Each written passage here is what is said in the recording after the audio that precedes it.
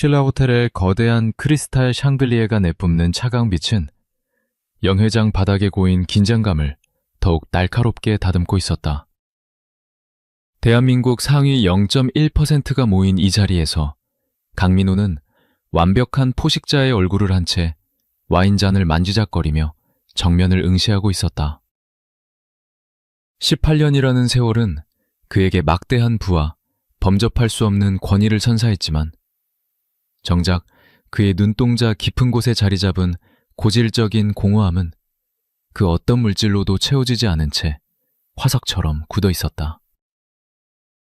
오늘 이 자리는 단순한 사교 모임이 아니라 글로벌 건설 시장의 판도를 바꿀 새로운 파트너를 환영하는 자리였기에 장내에는 묘한 기대감과 중압감이 동시에 흐르고 있었다.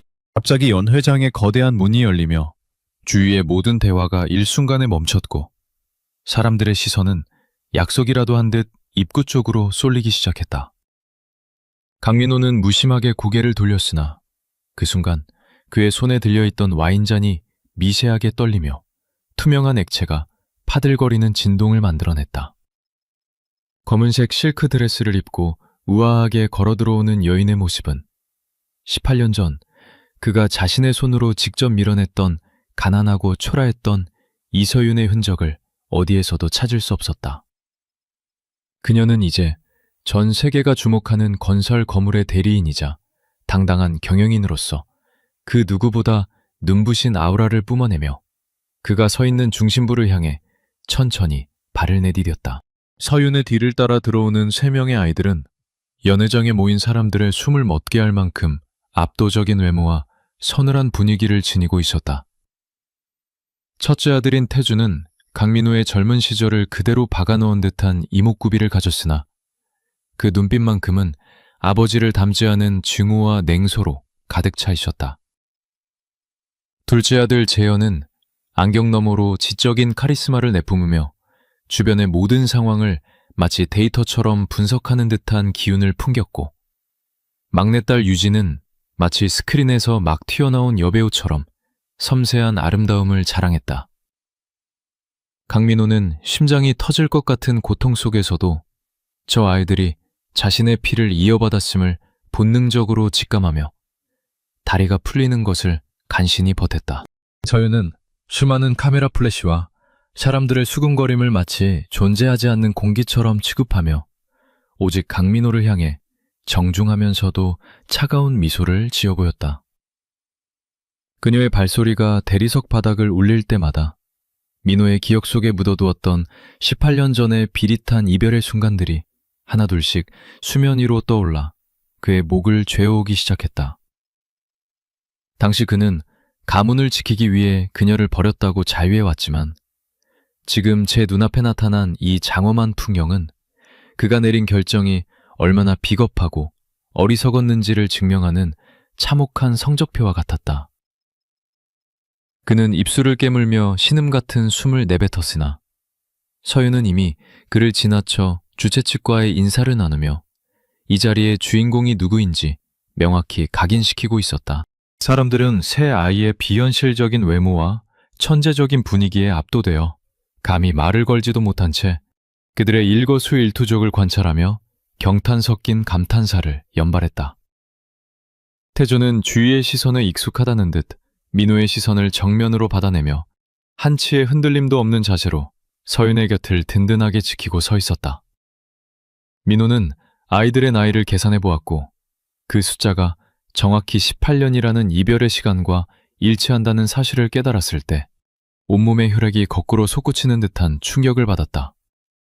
자신이 꿈속에서도 그리워했던 아내와 한 번도 상상해보지 못했던 새 아이가 지금 완벽한 타인이 되어 자신의 세계를 무너뜨리기 위해 돌아온 것이었다.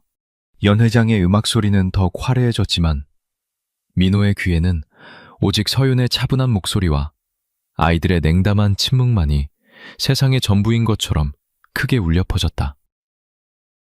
그는 군중을 해치고 그녀에게 다가가 무슨 말이라도 내뱉고 싶었지만 발바닥이 바닥에 붙어버린 듯 움직여지지 않았고 손끝은 통제할 수 없을 정도로 떨리고 있었다.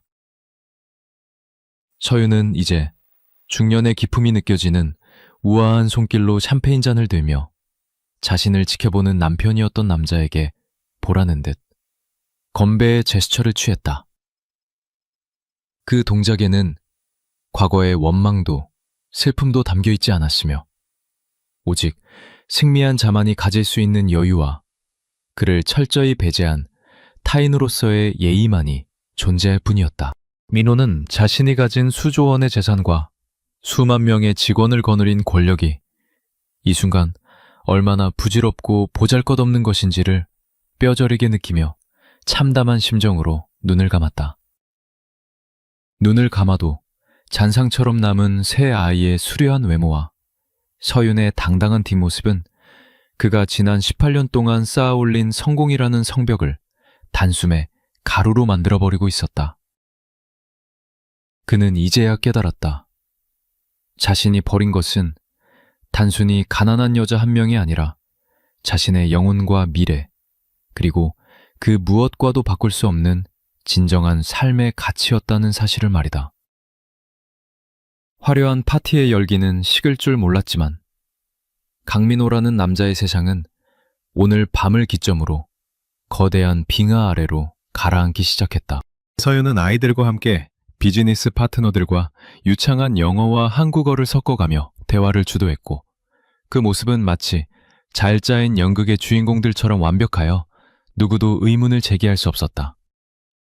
특히 태준이 가끔씩 보여주는 날카로운 통찰력은 그 자리에 모인 노련한 기업가들조차 혀를 내두르게 만들었으며 이는 민호에게 자부심보다는 형용할 수 없는 박탈감을 안겨주었다.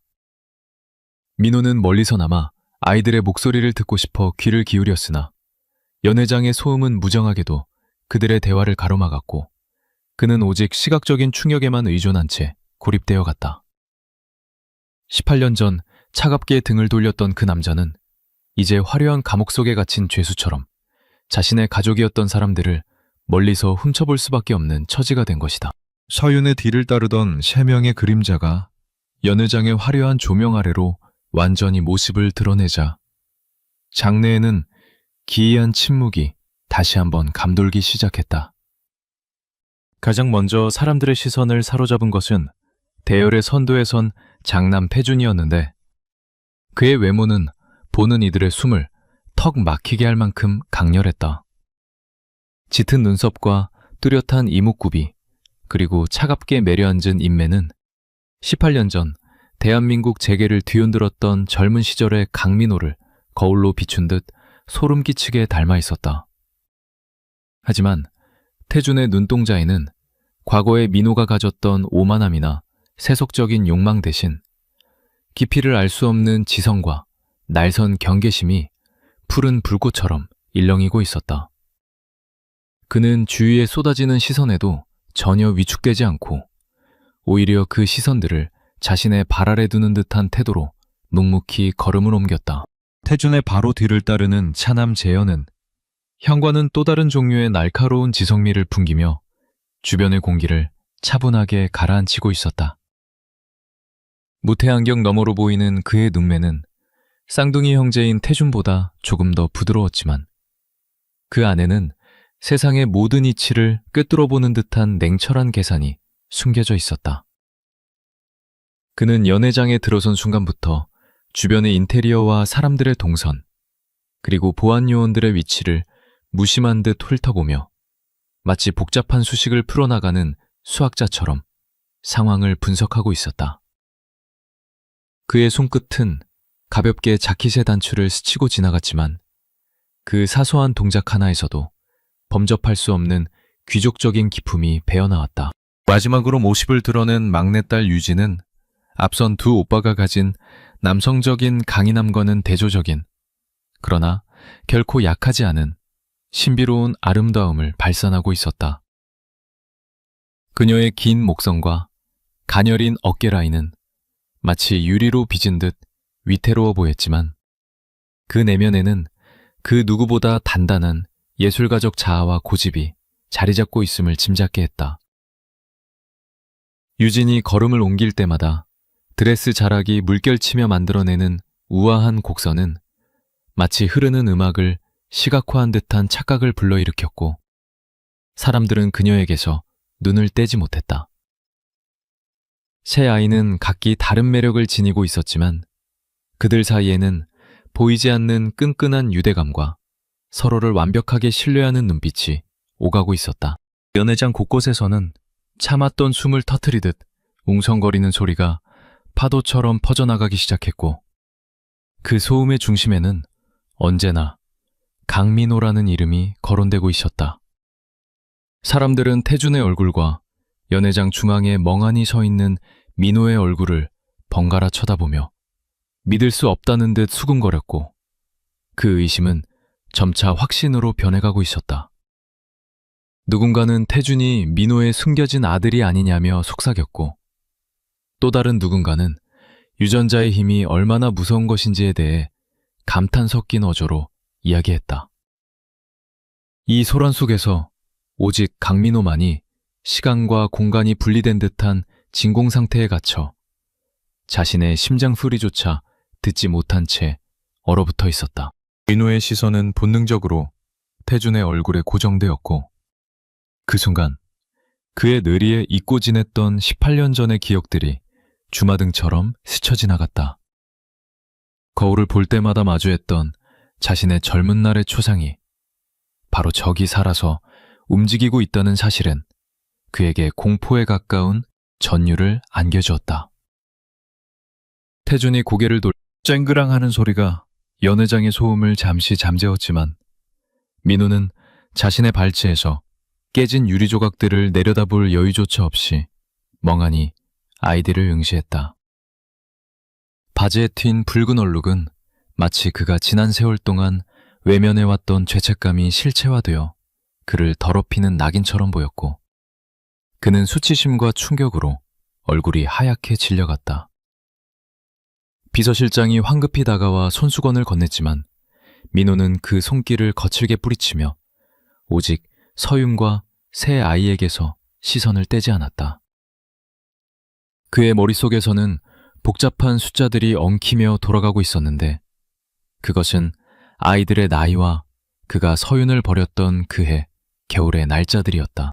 아이들의 외모와 성숙함으로 미루어 볼 때 그들은 대략 17 혹은 18살이 분명했고 이는 민호가 서윤과 이혼 도장을 찍었던 그 시점과 정확히 일치했다. 민호의 등줄기로 식은땀이 흘러내렸고 그는 자신이 저지른 짓이 단순히 한 여자를 버린 것이 아니라 자신의 핏줄을 세상 밖으로 내동댕이 친 것임을 깨달았다. 서윤이 임신 사실을 숨긴 채 떠났다는 가설이 머릿속에서 사실로 굳어지자 그는 다리에 힘이 풀려 주저앉고 싶은 충동을 억누르기 위해 옆에 있던 테이블을 꽉 움켜쥐었다. 테이블 보가 그의 소나기 힘에 의해 구겨지며 비명을 질렀지만 그의 내면에서 터져나오는 비명에 비하면 아무것도 아니었다. 서윤은 민호가 와인잔을 깨뜨리는 소동을 목격했음에도 불구하고 눈썹 하나 까딱하지 않은 채 여전히 우아하고 침착한 태도를 유지했다. 그녀는 아이들을 데리고 주최 측 인사들에게 다가가 정중하게 소개를 시작했고 그 목소리는 더 이상 과거의 힘없고 여린 아내의 것이 아니었다. 그녀는 아이들을 자신의 트로피나 장식품으로 내세우는 것이 아니라 독립적이고 존중받아야 할 인격체로서 소개하며 그들의 어깨를 자랑스럽게 감싸 안았다. 그 모습은 민호가 가문이라는 허울 좋은 껍데기 속에서 가족을 부속품처럼 여겼던 지난날의 과오와 극명하게 대비되어 그를 더욱 비참하게 만들었다. 태주는 어머니의 소개가 이어지는 동안에도 시선을 거두지 않고 민호를 노려보았는데 그 눈빛에는 원망을 넘어선 경멸과 도전적인 의지가 담겨 있었다. 그는 마치 당신이 버린 것들이 얼마나 눈부시게 성장했는지 똑똑히 지켜보라고 말하는 듯 했으나 입 밖으로는 단 한마디도 내뱉지 않았다. 그 침묵은 그 어떤 고성이나 비난보다 더 무겁게 민호의 가슴을 짓눌렀고 그는 생전 처음으로 타인의 시선이 두려워 고개를 돌리고 싶은 충동을 느꼈다.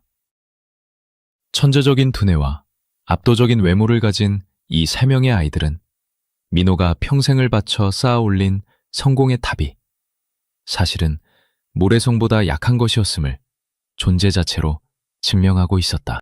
재현은 형인 태준과는 달리 민호를 직접적으로 응시하지 않았지만 안경을 고쳐 쓰는 척하며 민호의 동요하는 모습을 놓치지 않고 관찰했다. 그의 눈에는 일말의 연민도 없었으며 오직 분석 대상으로서의 흥미와 차가운 판단만이 서려 있어 보는 이를 더욱 서늘하게 만들었다. 재현은 이미 민호의 반응을 예상했다는 듯 옅은 미소를 지으며 유진의 발을 가볍게 잡아주어 동생이 긴장하지 않도록 배려하는 모습을 보였다. 이러한 형제 간의 세심한 배려와 사랑은 민호가 자신의 형제들과 벌였던 피 튀기는 경영권 분쟁과는 차원이 다른 따뜻함과 결속력을 보여주었다. 유진은 바이올린을 켜는 섬세한 손가락으로 드레스 자락을 정리하며 민호를 향해 찰나의 순간 슬픈 눈빛을 보냈으나 이내 형들을 따라 고개를 돌렸다. 그녀의 눈망울에 고인 감정은 그리움인지 아니면 낯선 아버지에 대한 호기심인지 알 수 없었으나 그것은 민호의 가슴을 가장 아프게 후벼 파는 비수가 되었다. 민호는 저 아름다운 아이가 자신의 딸이라는 사실을 믿고 싶으면서도 동시에 자격 없는 아비로서의 죄책감 때문에 차마 그 사실을 인정하기 두려웠다. 그는 18년 전 차가운 법원 복도에서 서윤의 뒷모습을 보며 느꼈던 그 막연한 상실감이 이제야 구체적인 형체를 띠고 자신을 심판하러 왔음을 직감했다. 연회장의 분위기는 이제 완전히 서윤과 아이들을 중심으로 돌아가고 있었고 민호는 그 화려한 무대 밖으로 밀려난 관객이 되어버렸다. 사람들은 새 아이의 천재적인 면모와 수려한 외모를 찬양하며 서윤의 위대한 양육과 성공 스토리에 열광했고 민호의 존재는 점차 희미해져 갔다. 태준이 유창한 영어와 불어를 번갈아 사용하며 해외 바이어들과 대화를 나누는 모습은 민호가 수천만 원을 들여 고용한 전문 통역사들보다 훨씬 더 자연스럽고 품격이 넘쳤다. 그 자연스러운 귀족적 아우라는 돈으로 흉내낼 수 있는 것이 아니라 어머니인 서윤의 헌신적인 사랑과 올바른 가정교육이 만들어낸 진정한 유산이었다. 민호는 깨진 와인잔 파편을 치우는 직원에게 멍하니 시선을 준 채 자신이 지금껏 무엇을 위해 살아왔는지에 대한 근본적인 회의감에 빠져들었다. 기업의 총수로서 수만 명의 직원을 거느리고 세계를 누비며 막대한 부를 축적했지만 정작 자신의 피를 나눈 아이들이 성장하는 모습은 단 한순간도 지켜보지 못했다는 사실이 그를 절망케 했다. 아이들의 첫걸음마, 첫 입학식, 그리고 수많은 졸업식과 생일 파티들이 그의 부재 속에서 이루어졌을 것이라는 상상은 그를 미치도록 괴롭게 만들었다. 그는 성공이라는 달콤한 독배를 마시느라 인생에서 가장 소중한 보물들을 스스로 시공창에 버린 꼴이 된 셈이었다. 태준, 재현, 유진. 아직 이름조차 알지 못하는 이 세 아이는 민호가 평생을 바쳐 얻으려 했던 완벽함이라는 가치를 이미 태어날 때부터 가지고 있었다. 그러나 그 완벽함은 민호의 유전자 덕분이 아니라 서윤이 흘린 피눈물과 땀방울이 빚어낸 결과물이라는 사실이 그를 더욱 초라하게 만들었다. 민호는 떨리는 손을 주머니에 찔러 넣으며 애써 침착함을 가장하려 했지만 그의 흔들리는 동공은 그가 받고 있는 내면의 충격을 여실히 드러내고 있었다. 이제 더 이상 그는 이 연회장의 주인이 아니었으며 자신의 인생에서도 주도권을 잃어버린 채 거대한 운명의 소용돌이 속으로 빨려 들어가고 있었다.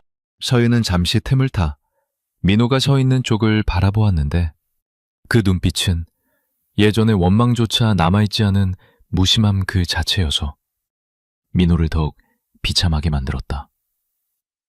그녀에게 민호는 이제 감정을 소모할 가치조차 없는 먼 과거의 인물일 뿐이며 그녀의 우주는 오직 저 빛나는 새 아이들로 가득 차 있다는 것을 보여주었다. 민호는 입술이 바짝 마르는 것을 느끼며 웨이터가 새로 가져다 준 물잔을 받아들었지만 목구멍이 막힌 듯 물 한 모금조차 넘기기 힘들었다. 그는 자신이 버린 여자가 어떻게 저토록 위대한 어머니가 되어 돌아왔는지, 그리고 자신이 모르는 사이에 어떤 지옥 같은 시간을 견뎌냈는지 묻고 싶었지만 용기가 나지 않았다. 연회장의 조명이 잠시 어두워지고 무대 위로 사회자가 올라와 본격적인 행사의 시작을 알렸지만 민호의 눈과 귀는 오직 새 아이에게만 열려 있었다. 어둠 속에서도 자체 발광하듯 빛나는 아이들의 실루엣은 민호의 망막에 깊이 박혀 지워지지 않았고, 그는 오늘 밤이 지나면 자신의 인생이 송두리째 바뀔 것임을 예감했다. 그것은 파멸일 수도 있고 구원일 수도 있었지만 분명한 것은 그가 다시는 예전의 오만한 감민호로 돌아갈 수 없다는 사실이었다.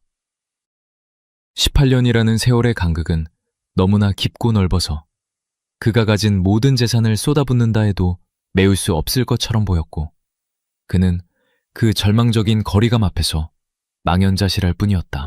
감민호는 더 이상 참을 수 없는 충동에 이끌려 무거운 발걸음을 떼었고, 그의 움직임에 따라 주변의 공기가 묵직하게 가라앉았다.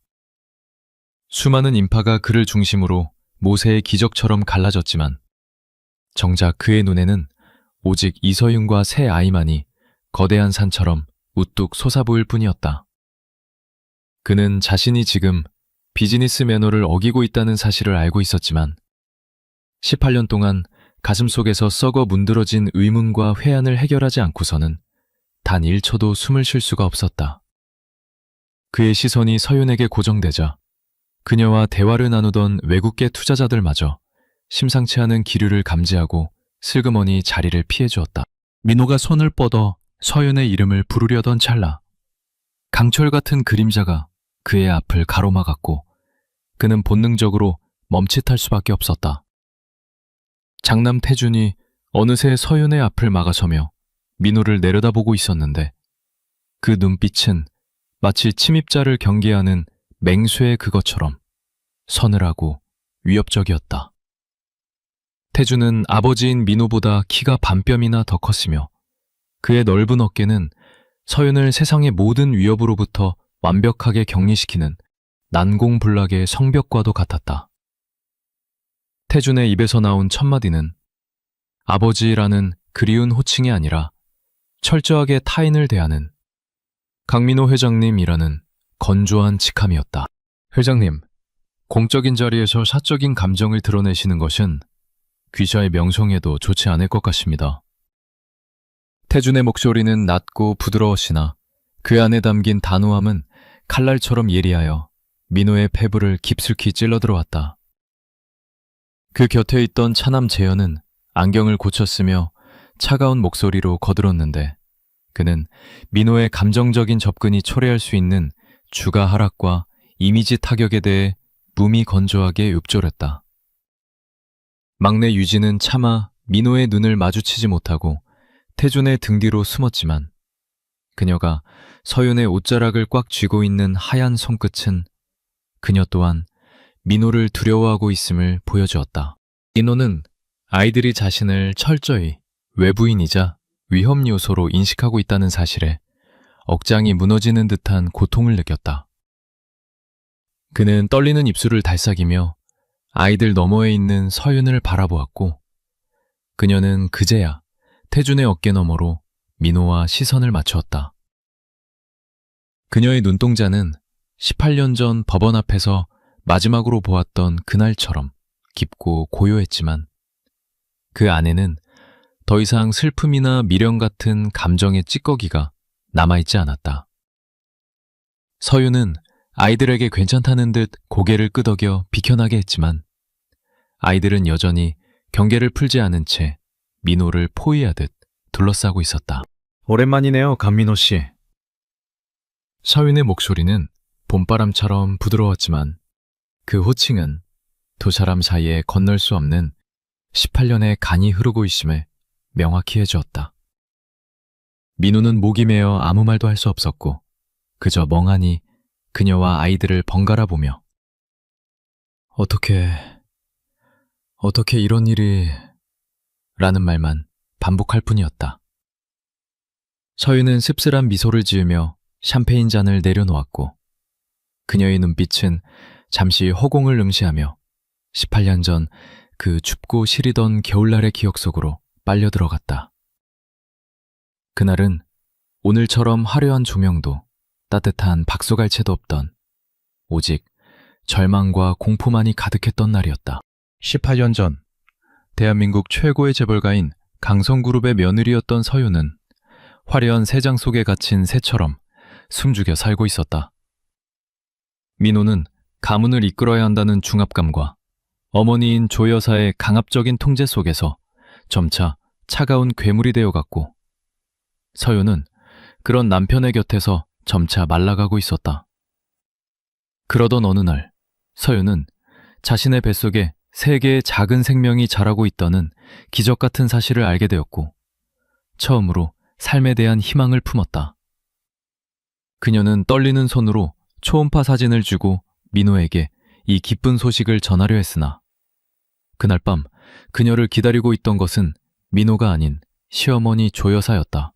조 여사는 차갑게 식은 차를 마시며 서윤에게 이혼 서류를 내밀었고 그 눈빛에는 며느리에 대한 일말의 존중도 없는 경멸만이 가득 차 있었다. 미 출신 송군이 우리 가문의 격을 떨어뜨린다. 민호가 더 큰 물에서 놀게 하려면 네가 걸림돌이 되어서는 안 돼. 조 여사의 말은 비수처럼 날아와 꽂혔지만 서윤은 뱃속의 아이들을 생각하며 무릎을 꿇고 애원했다.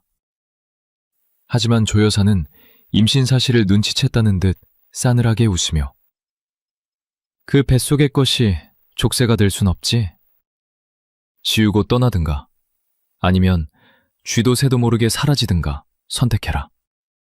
라고 잔혹한 최후 통첩을 날렸다. 서윤은 그 순간 깨달았다. 이 집안에서 자신의 아이들은 축복받는 생명이 아니라 제거해야 할 오점에 불과하다는 사실을 뼈저리게 느꼈던 것이다. 그녀는 민호에게 매달려 도움을 청하고 싶었지만 당시 민호조차 어머니의 그늘 아래서 숨조차 크게 쉬지 못하는 유약한 존재임을 누구보다 잘 알고 있었다.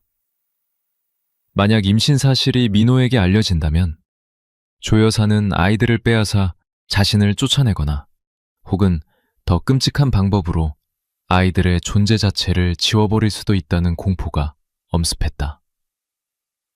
서윤은 결국 아이들을 지키기 위해 그들을 괴물이 아닌 인간으로 키우기 위해 사랑하는 남편을 속이고 악녀가 되기를 자처했다. 그녀는 민호에게 당신의 숨막히면 지방과 가난한 사랑 노름에 지쳤다는 거짓말을 퍼부으며 이혼 도장을 찍었고 위자료조차 거부한 채 빈손으로 저택을 걸어나왔다. 민호는 그녀의 갑작스러운 변심에 배신감을 느끼며 차갑게 돌아섰지만 서윤은 돌아서는 순간 입술을 깨물며 터져나오는 오열을 삼켜야 했다. 그녀는 인천공항 화장실에서 입덧을 참아가며 가장 싼 미국행 티켓을 끊었고 낯선 땅 뉴욕의 차가운 지하 단칸방에서 홀로 배가 불러오는 공포와 싸워야 했다. 밤마다 찾아오는 뼈를 깎는 외로움과 막막한 생계의 위협 속에서도 그녀를 버티게 한 것은 오직 뱃속에서 힘차게 발길질을 해대던 새 아이의 심장 소리뿐이었다. 미국에서의 삶은 지옥과도 같았으나 서윤은 어머니라는 이름으로 그 지옥불을 견뎌내며 강철처럼 단단해지기 시작했다. 낮에는 식당 접시 닦기와 청소 일을 하고 밤에는 도서관에서 밤을 새워 공부하며 그녀는 아이들에게 부끄럽지 않은 엄마가 되기 위해 피를 토하는 노력을 했다. 만삭의 몸으로 쓰레기통을 뒤져 유통기한이 지난 빵을 먹으면서도 그녀는 언젠가 아이들과 함께 당당하게 한국으로 돌아가리라 다짐하고 또 다짐했다. 새 쌍둥이가 태어나던 날, 탯줄도 직접 자르지 못한 채 핏덩이들을 안고 울었던 그 밤의 기억은 그녀를 세계적인 건설그룹의 CEO로 만든 가장 강력한 원동력이 되었다. 다시 현재로 돌아온 서윤은 눈앞에 서 있는 민호를 바라보며 이제는 자신이 그를 용서할 수 있는 위치에 섰음을 실감했다. 민호는 서윤의 침묵 속에서 그녀가 겪었을 세월의 무게를 가늠조차 하지 못한 채 그저 혼란스러운 표정으로 서 있을 뿐이었다. 당신이 생각하는 그런 이유는 아니었어요, 민호 씨. 우리는 버려진 게 아니라 살기 위해 떠났던 겁니다. 서윤의 나직한 고백은 민호의 귀에 천둥처럼 울려 퍼졌고 그는 그 말 속에 숨겨진 끔찍한 진실의 파편을 감지하고 안색이 창백해졌다. 살기 위해 떠났다는 말은 누군가가 그들의 생존을 위협했다는 뜻이었고 그 위협의 주체가 누구인지는 민호가 가장 잘 알고 있었기 때문이었다. 태주는 어머니의 말이 끝나기가 무섭게 민호에게 한 걸음 더 다가서며 그들 사이에 보이지 않는 벽을 더욱 견고하게 세웠다. 어머니, 더 이상 설명하실 필요 없습니다. 이분은 우리와 아무런 상관이 없는 분입니다. 태준의 냉정한 말은 민호가 억지로 붙잡고 있던 마지막 희망의 끈을 가차없이 잘라버리는 선언과도 같았다. 민호는 아들의 눈에서 자신의 어머니인 조여사가 보였던 그 잔혹한 냉정함이 아닌 가족을 지키려는 가장의 무게감을 보았고 그것이 자신에게는 없었던 것임을 깨닫고 절망했다. 재현은 손목시계를 확인하며 다음 스케줄이 있습니다. 이만 자리를 옮기시죠. 라고 말하며 자연스럽게 상황을 종료시키려 했다. 그의 태도는 민호를 철저하게 비즈니스상의 불필요한 장애물로 취급하는 것이었으며 이는 민호에게 모욕감보다는 뼈아픈 자괴감을 안겨주었다. 유진은 떠나기 전 잠시 멈칫하며 민호의 떨리는 손을 바라보았지만 태준이 그녀의 어깨를 감싸 앉아 이내 고개를 돌려버렸다. 새 아이와 서윤이 등을 돌려 멀어지는 모습은 민호에게 있어 세상이 무너지는 것보다 더 큰 상실감을 주었고 그는 그 자리에 석상처럼 굳어버렸다. 민호는 멀어져가는 서윤의 뒷모습을 보며 18년 전 자신이 서명했던 이혼 서류가 단순한 종이 조각이 아니라 아내와 새 아이의 목숨을 담보로 한 사형 선고였음을 뒤늦게 깨달았다. 그는 어머니 조여사가 자신에게 했던 말들, 다 너를 위한 일이다 라고 포장되었던 그 모든 조작과 음모들이 사실은 자신의 가장 소중한 행복을 도려내는 칼날이었음을 인정해야만 했다. 연회장의 화려한 조명은 여전히 눈부시게 빛나고 있었지만 강민호의 마음속에는 영원히 그치지 않을 것 같은 차가운 겨울비가 내리기 시작했다. 그는 주먹을 꽉 쥐었지만 손톱이 살을 파고드는 고통조차 느껴지지 않을 만큼 그의 영혼은 갈기갈기 찢겨 있었다. 연회장의 분위기가 서윤과 아이들의 등장으로 한바탕 요동친 후 주최 측은 서둘러 본행사를 진행하며 흐트러진 질서를 바로잡으려 애쓰고 있었다. 무대 중앙에 설치된 거대한 LED 스크린에는 이번 합작 프로젝트의 조감도와 미래 비전을 담은 영상이 화려하게 재생되기 시작했고 사람들은 다시금 비즈니스의 세계로 몰입하려 노력했다. 강민호는 연회장 구석진 곳에 마련된 자신의 자리에 힘없이 주저앉아 멍한 시선으로 스크린을 바라보고 있었지만 그의 머릿속은 온통 아까 마주친 아이들의 잔상으로 가득 차 터질 것만 같았다. 수조 원이 오가는 계약 내용 따위는 이미 그의 안중에서 사라진 지 오래였고 오직 가슴을 후벼파는 상실감만이 그를 지배하고 있었다. 그런데 순조롭게 진행되던 프레젠테이션 영상이 갑자기 기괴한 소음을 내며 깨지기 시작하더니 스크린 전체가 붉은색 경고창으로 뒤덮이는 돌발 상황이 발생했다. 장내에는 날카로운 비상 알람 소리가 울려 퍼졌고 평온하던 연회장은 순식간에 공포와 혼란의 도가니로 변해 사람들의 비명과 웅성거림이 뒤섞였다. 보안 담당자들과 시스템 엔지니어들이 사색이 되어 무대 뒤편으로 뛰어다녔지만 해킹으로 추정되는 시스템 마비는 걷잡을 수 없이 퍼져나가 호텔 전체의 보안 시스템까지 위협하고 있었다. 이것은 단순한 방송사고가 아니라 행사를 망치려는 경쟁 세력의 치밀한 사이버 테러임이 분명해 보였고 주최 측의 얼굴은 흑빛으로 변해갔다. 그 혼란스러운 아수라장 속에서 유일하게 침착함을 유지하고 있는 사람은 다름 아닌 민호의 둘째 아들 재현이었다. 그는 소란스러운 주변 상황에도 아랑곳하지 않고 안경을 치켜 올리며 무대 위를 뚫어지게 응시하더니 마치 산책을 하듯 가벼운 발걸음으로 단상 쪽으로 걸어나갔다. 당황한 보안 요원들이 그를 제지하려 했으나 재현은 서늘한 눈빛으로 그들을 일별하며 지금 이 시스템을 복구하지 않으면 3분 안에 메인 서버의 데이터가 전부 삭제될 겁니다. 라고 나직하게 경고했다. 그의 목소리에는 어린아이답지 않은 확신과 권위가 서려 있어 요원들은 저도 모르게 귀를 터주고 말았다. 재현은 주최 측 엔지니어로부터 노트북을 건네받자마자 마치 피아니스트가 건반을 두드리듯 현란한 속도로 키보드를 치기 시작했다. 스크린에 띄어진 복잡한 암호 코드들이 재현의 손끝에서 순식간에 해체되고 재조립되는 광경은 마치 마법을 보는 듯 경이로웠다. 사람들은 숨을 죽인 채 소년의 손놀림을 지켜보았고 민호 역시 자리에서 일어나 믿을 수 없다는 표정으로 자신의 아들을 응시했다.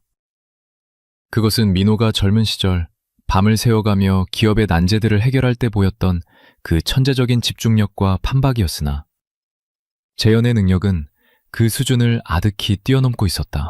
정확히 30초 후 붉게 물들었던 스크린이 정상적인 푸른색으로 돌아오며 알람 소리가 뚝 그치자 장내에는 안도의 한숨과 함께 정적이 흘렀다. 재현은 무심하게 노트북을 덮으며 땀을 뻘뻘 흘리고 있는 수석 엔지니어에게 방화벽에 16번 포트가 열려 있었습니다. 기본 중에 기본을 놓치셨네요. 라고 건조하게 지적했다. 그 말은 그 자리에 있는 수많은 전문가들의 자존심을 짓밟는 것이었으나 결과가 너무나 완벽했기에 아무도 반박할 수 없었다. 재현은 쏟아지는 찬사를 귀찮다는 듯 무시하고 다시 서윤의 곁으로 돌아가 자리에 앉았고 그 뒷모습은 오만하다기보다 초월적인 존재의 그것처럼 보였다. 민호는 심장이 터질 것 같은 전율을 느끼며 재현을 바라보았지만 동시에 가슴 한구석이 텅 비어버린 듯한 쓸쓸함을 느꼈다. 저토록 뛰어난 재능을 가진 아이가 자신의 아들이라는 사실이 자랑스러우면서도 그 재능을 꽃피우는 과정에서 자신은 단 한 번의 격려도 지원도 해주지 못했다는 사실이 뼈아팠다.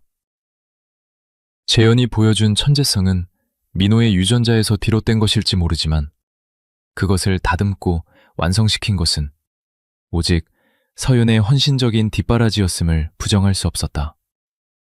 그는 자신이 아이의 인생에서 철저히 배제된 방관자이자 타인에 불과하다는 사실을 다시 한번 절감하며 고개를 떨구었다. 시스템이 복구되고 장내의 분위기를 전환하기 위해 사회자는 예정되어 있던 특별 축하 공연을 서둘러 소개했다. 무대 위로 조명이 집중되고 가녀린 체구의 유진이 바이올린을 든 채 천천히 걸어 나오자 사람들은 그녀의 요정 같은 미모에 감탄하며 박수를 보냈다. 유진은 긴장한 기색 없이 관객석을 한번 둘러보았는데 그녀의 시선이 아주 잠시 민호가 있는 쪽을 스치고 지나갔다. 그 짧은 든 순간 민호는 딸의 눈동자 속에 담긴 알 수 없는 슬픔을 읽어냈고 그것은 그가 평생 짊어져야 할 업보처럼 무겁게 다가왔다. 유진이 바이올린을 턱에 괴고 활을 긋기 시작하자 연회장의 공기는 순식간에 바뀌어 마치 다른 차원의 공간으로 이동한 듯한 착각을 불러일으켰다. 그녀가 연주하는 곡은 화려한 기교를 자랑하는 곡이 아니라 뼛속까지 시리도록 애절하고 슬픈 선율의 곡이었다.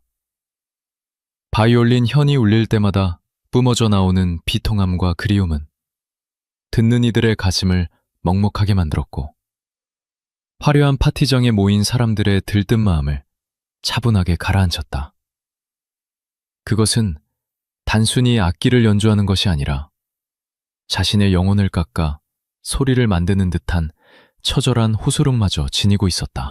민호는 유진의 연주를 들으며 자신이 지난 18년 동안 잊고 살았던 감정의 분물이 터져나오는 것을 느꼈다. 그 선율 속에는 아비 없는 자식으로 자라며 겪어야 했을 서름과 세상의 차가운 시선을 견뎌낸 인내, 그리고 어머니 서윤에 대한 깊은 사랑이 고스란히 녹아 있었다.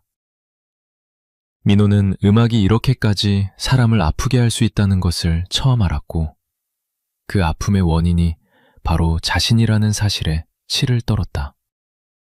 그는 흐르는 눈물을 감추기 위해 손으로 얼굴을 감싸쥐었지만 손가락 사이로 새어나오는 뜨거운 액체는 멈출 줄을 몰랐다.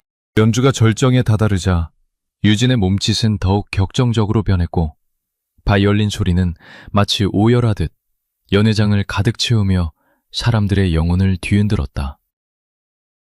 관객들 중 몇몇은 눈시울을 붉히며 손수건을 꺼내들었고, 심지어 냉철하기로 소문난 기업가들조차 숙연한 표정으로 무대를 응시했다.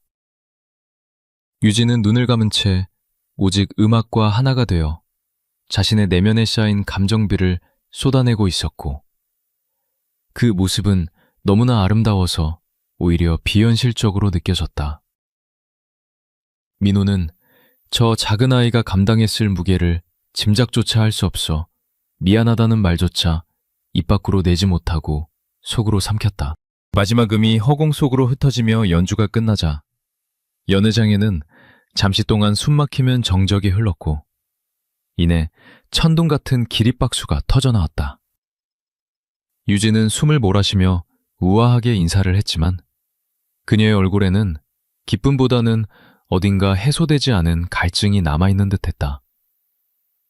그녀는 박수 소리를 뒤로하고 무대 아래로 내려가 서윤의 품에 안겼고, 서윤은 따뜻하게 딸을 다독이며 칭찬해 주었다. 그 완벽한 모녀의 모습은 민호가 결코 끼어들 수 없는 성역처럼 보였고, 그는 그 눈부신 광경을 바라보며 자신이 서 있는 곳이 얼마나 춥고 어두운 곳인지를 깨달았다. 태주는 동생들의 활약을 지켜보며 흐뭇한 미소를 지었지만 민호 쪽을 바라볼 때는 다시금 차가운 표정으로 돌아와 경계를 늦추지 않았다. 그는 아버지가 감동을 받았든 후회를 하든 그것은 자신들에게 아무런 의미가 없다는 듯 냉소적인 태도를 유지했다. 태준에게 있어 민호의 눈물은 너무 늦게 도착한 사과 편지와도 같아서 이미 폐기 처분해야 할 쓰레기에 불과했다.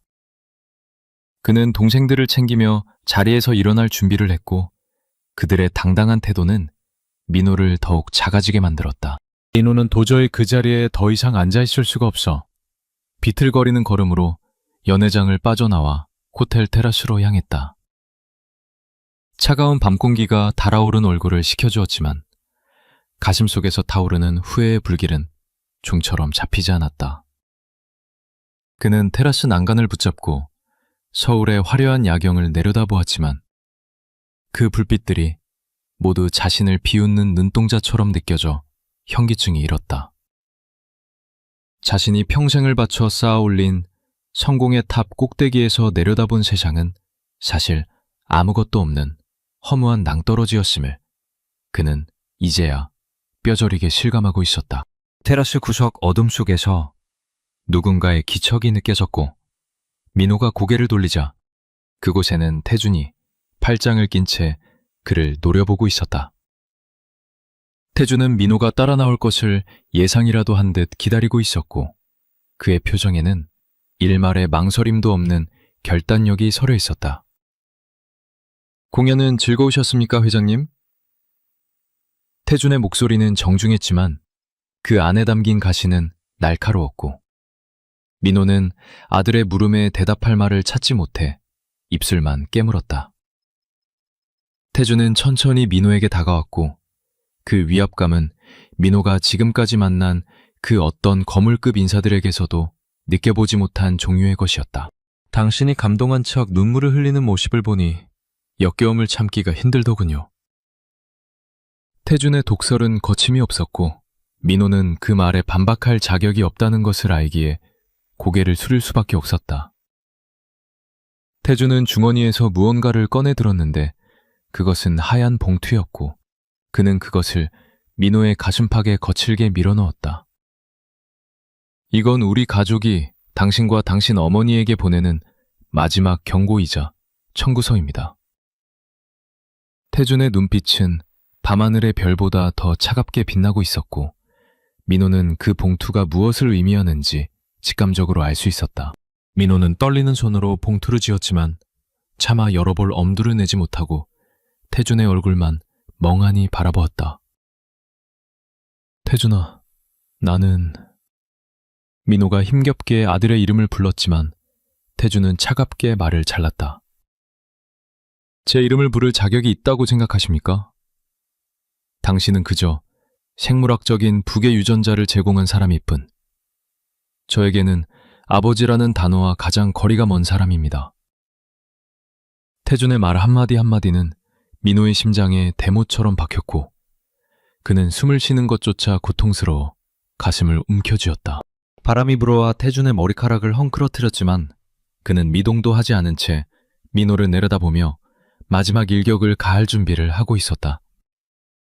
오늘 밤 이 호텔에서의 만남은 우연이 아니라 어쩌면 태준이 오랫동안 준비해온 복수의 서막일지도 모른다는 생각이 민호의 뇌리를 스쳤다. 하지만 민호는 그 복수조차 달게 받아야 할 만큼 자신의 죄가 깊다는 것을 알기에 도망치지 않고 아들의 눈을 똑바로 마주보려 했었다. 18년 전 자신이 버린 핏줄이 이제 거인이 되어 자신을 심판대 위에 세우고 있다는 사실은 아이러니하게도 민호에게 살아있다는 감각을 일깨워주고 있었다. 장민호의 떨리는 손가락이 봉투의 입구를 열자 그 안에는 믿기 힘들 만큼 거액이 적힌 수표 한 장이 들어있었고 그 숫자는 민호의 동공을 지진난 듯 흔들리게 만들었다. 그것은 단순히 큰 금액이 아니라 18년 전 민호의 어머니인 조 여사가 임신한 서윤을 내쫓으며 쥐어주었던 모욕적인 합의금의 정확히 10배에 해당하는 액수였다. 수표 하단에는 강민호나 강성그룹의 돈이 아닌 태준이 직접 설립한 글로벌 투자회사의 법인 인장이 선명하게 찍혀 있어 그들의 독립적인 성공을 증명하고 있었다. 민호는 종이 한 장의 무게가 마치 1000톤의 납덩이처럼 느껴져 숨을 들이켜는 것조차 잊은 채 아들을 바라보았다. 태준은 민호의 충격을 예상했다는 듯 입가에 차가운 비소를 머금고는 주머니에 손을 넣은 채 천천히 입을 열어 그의 심장에 비수를 꽂았다. 그 돈은 당신 어머니가 내 어머니의 인생을 매수하려 했던 그 더러운 돈에 대한 원금과 18년치의 복리이자 그리고 정신적 피해 보상금을 합친 금액입니다. 태준의 목소리에는 높낮이가 없었지만 그 건조함 속에 담긴 분노의 깊이는 마그마처럼 뜨거워 민호의 뼈까지 녹일 기세였다. 그는 아버지가 아닌 처단해야 할 적장을 대하는 장수의 태도로 민호를 압박하며 한 걸음 더 다가왔다. 어머니는 그 돈을 단 한 푼도 쓰지 않고 모아두셨죠. 우리가 굶어 죽을 위기에 처했을 때조차 그 더러운 돈으로 빵을 사느니 차라리 굶는 것을 택하셨습니다. 태준의 고백은 민호가 막연히 상상했던 서윤의 고난보다 훨씬 더 처절하고 자존심 높은 것이어서 민호는 고개를 들 수조차 없었다. 자신이 호화로운 저택에서 최고급 요리를 즐기며 승승장구하던 그 시절, 만삭의 아내와 갓 태어난 아이들은 자존감을 지키기 위해 배고픔과 싸웠다는 사실이 그를 미치도록 괴롭게 했다. 민호는 수표를 쥔 손을 부들부들 떨며 나는 정말 몰랐다. 어머니가 돈을 주셨는지 너희를 어떻게 내쫓았는지 라고 변명하려 했으나 목소리는 형편없이 갈라졌다. 태주는 민호의 변명을 듣자마자 날카로운 웃음을 터뜨리며 그 가증스러움을 참을 수 없다는 듯 고개를 저어 보였다.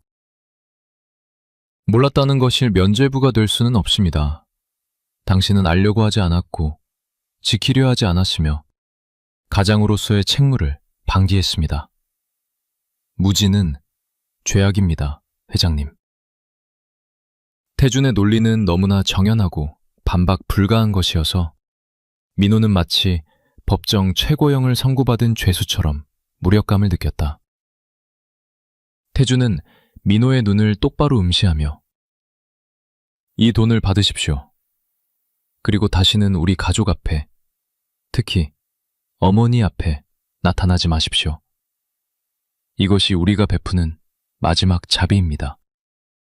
라고 선언했다. 민호는 태준이 보라서래하자 본능적으로 그의 팔을 잡으려 했지만 태준은 민첩하게 몸을 피하며 아버지의 손길을 거부했다. 그 거절의 몸짓은 너무나 단호하여 민호는 허공에 뻗은 손을 무색하게 거두어야 했고 가슴 한구석이 텅 비어버리는 상실감에 휩싸였다. 태준아, 제발 한 번만 기회를 다오. 내가 평생 속죄하마. 내 전 재산을 다 주어서라도 너희에게 보상하고 싶다. 민호의 애원에도 태준은 걸음을 멈추지 않고 테라스 문을 향해 걸어가며 차갑게 대꾸했다. 당신의 재산 따위는 필요 없습니다. 우리는 이미 당신이 가진 것보다 더 많은 것을 더 깨끗한 방법으로 이루어냈으니까요.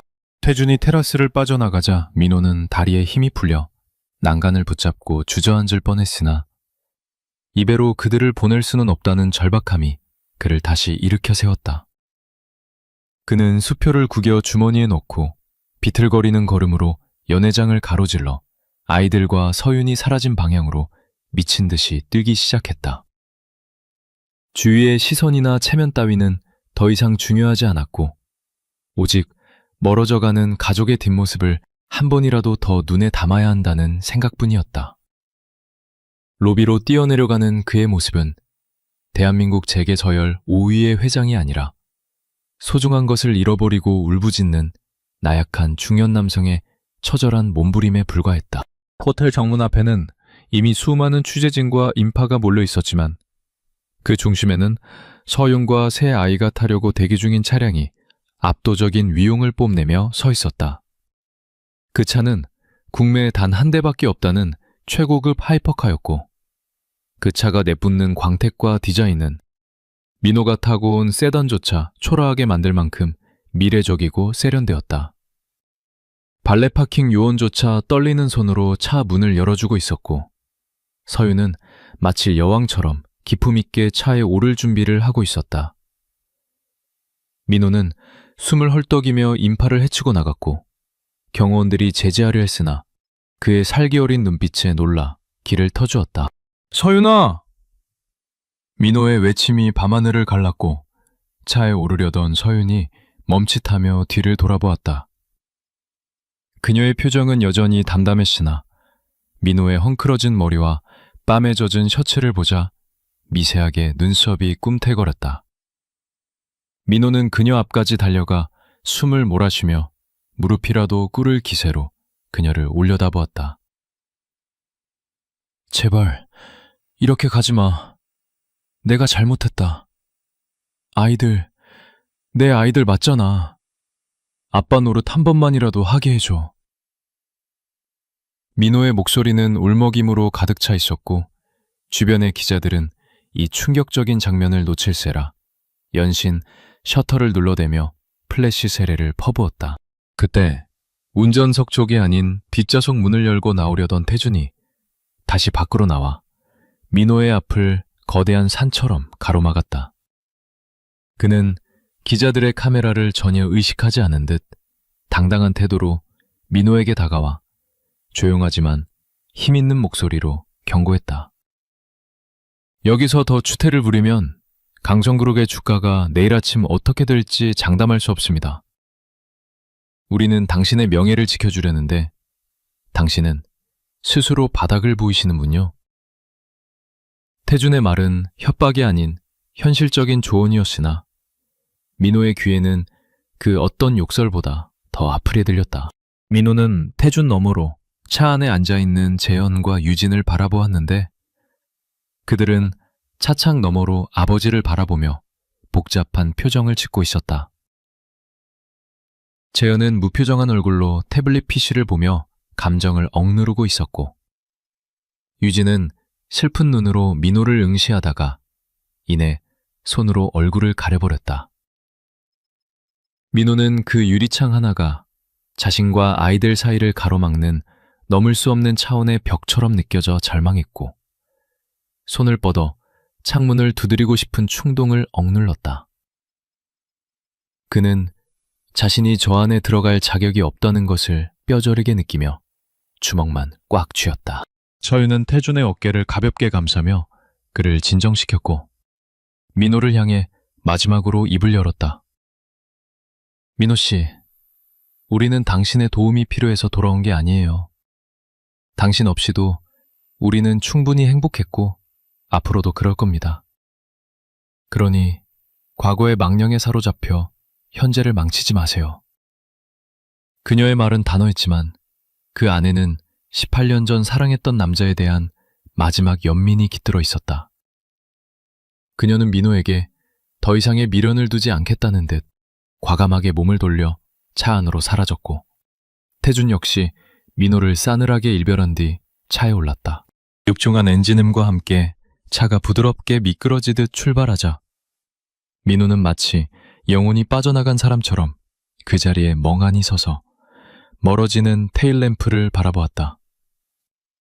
붉은 불빛이 어둠 속으로 완전히 사라질 때까지 그는 꼼짝도 하지 않았고 그의 주변으로 몰려든 기자들의 질문 공세는 웅웅거리는 소음으로만 들릴 뿐이었다. 회장님, 저분들이 전 부인과 자녀분들입니까? 친자 확인은 하셨습니까? 강성그룹의 후계 구도에 변화가 생기는 겁니까? 기자들의 무례한 질문들이 쏟아졌지만 민호는 아무런 대꾸도 하지 못한 채 허공만 응시했다. 그 순간 민호의 주머니 속에 있던 구겨진 수표가 손끝에 닿았고 그는 그것을 꺼내어 다시 한번 확인했다. 0이 셀 수 없이 많이 붙은 그 종이 한 장은 그가 돈과 권력으로 모든 것을 해결할 수 있다고 믿었던 지난날의 오만을 비웃고 있었다. 그는 자신이 평생을 바쳐 쫓았던 돈이라는 가치가 가족 앞에서는 휴지 조각보다 못하다는 것을 깨달았고 그 깨달음은 너무나 늦고 고통스러운 것이었다. 차가운 밤바람이 그의 뺨에 흐르는 눈물을 식혔지만 가슴속에 뚫린 거대한 구멍은 점점 더 커져만 갔다. 비서실장이 다급하게 달려와 민호를 부축하며 차로 안내하려 했지만 민호는 그 손길을 뿌리치고 비틀거리며 도로 한복판으로 걸어나갔다. 그는 방금 가족이 떠난 그 길 위에 서서 자신이 앞으로 무엇을 해야 할지, 아니 무엇을 할 수 있을지에 대해 끊임없이 자문했다. 단순히 돈을 주거나 사과를 하는 것으로는 그들의 다친 마음을 열 수 없다는 것을 그는 태준의 눈빛을 통해 확실히 알게 되었다. 그렇다면 남은 방법은 하나뿐이었다. 그들이 필요로 하지 않는 돈과 권력이 아닌 오직 진심과 행동으로 18년의 공백을 채우는 것. 그것만이 유일한 길이었다. 멀리서 들려오는 경찰차의 사이렌 소리가 민호의 정신을 현실로 되돌려 놓았고 그는 깊은 한숨을 내쉬며 옷매무새를 다듬었다. 그의 눈빛은 방금 전의 절망과 혼란에서 벗어나 무언가 결단을 내린 듯한 단단함으로 바뀌어 있었다. 그는 태준이 던진 산전포고를 피하지 않고 정면으로 받아들이기로 결심했다. 그것이 전쟁이든 징벌이든 그는 아버지가 되기 위한 자격을 얻기 위해서라면 지옥불이라도 뛰어들 각오가 되어 있었다. 강민호의 제2의 인생은 아이러니하게도 가장 소중한 사람들에게 버림받은 이 순간부터 진짜 시작되고 있었다. 민호는 비서에게 다가가 낮고 침착한 목소리로 지시를 내렸다. 오늘 일에 대한 기사는 단 한 줄도 나가지 않게 막아. 그리고 내일 아침부터 내 개인 일정은 전부 취소하고 그들이 묵고 있는 숙소와 향후 일정을 파악해. 비서는 민호의 갑작스러운 태도 변화에 당황했지만 즉시 고개를 숙이며 지시를 따랐다. 민호는 밤하늘을 올려다보며 태준의 차가웠던 눈빛을 떠올렸다. 그래, 태준아. 네가 전쟁을 원한다면 기꺼이 응해주마. 하지만 이 전쟁의 끝은 파멸이 아니라 우리 가족의 재회가 될 것이다. 민호는 주먹을 불끈쥐며 어둠 속으로 걸어 들어갔다. 코페를 빠져나온 서윤의 차 안에서는 무거운 침묵만이 흐르고 있었고 세 아이는 각자의 생각에 잠겨 차창 밖을 바라보고 있었다. 태주는 백미러를 통해 멀어지는 호텔을 노려보며 분이 풀리지 않는 듯 거친 숨을 몰아쉬었고 재현은 그런 형의 손등을 가만히 두드려 주었다. 유진은 엄마의 어깨에 머리를 기대며 아빠, 많이 늙으셨네. 라고 조그맣게 중얼거렸고 그 말은 차 안의 공기를 더욱 숙연하게 만들었다. 서윤은 아이들을 사랑스럽게 바라보며 마음속으로 다짐했다. 이제 시작된 이 폭풍 속에서 아이들이 상처받지 않도록, 그리고 민호가 진정한 아버지로 거듭날 수 있을지 지켜보겠노라고. 다음날 아침, 강민호의 집무실 풍경은 평소와는 사뭇 다른 기류가 흐르고 있었는데 그것은 비서실장이 가져온 결제 서류 더미가 그대로 방치되어 있다는 점 때문이었다. 민호는 최고급 이탈리아 양복 대신 다소 어색해 보이는 캐주얼한 니트와 면바지를 입고 전신 거울 앞에 서서 자신의 모습을 낯설절게 바라보고 있었다.